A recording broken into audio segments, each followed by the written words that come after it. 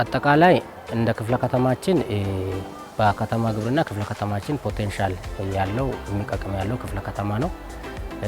በዚህ አጋጣሚ ማለት የሚፈልገው ይሄ ስራ በባለድርሻ አካላት በተለያየ ተቋማት ቅንጅት የሚሰራው ስራ ነው።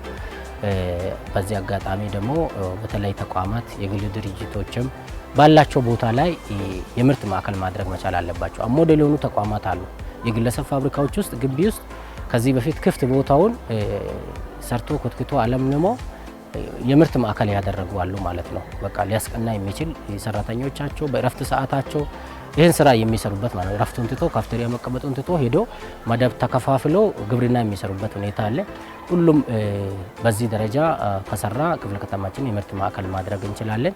ሁለተኛው አርቢዎቹም ጋር በተያያዘ በተቻለ መጠን ዘመናዊ በሆነ ስራ ዘመናዊ ዝርያዎችን የመጠቀም ዘመናዊ አስተራረሱን የመጠቀም ስራ በደንብ መሰራት መቻል አለበት። ሁለተኛው ባላቸው ቦታ ላይ አሁን በክፍለ ከተማችን አብዛኛው ቦታ ላይ በአንድ ጊዜ የሚመረት ብቻ አይደለም ማለት በአመት 2 ጊዜ 3 ጊዜ ማምረት የቻልንበት ሁኔታ አለ።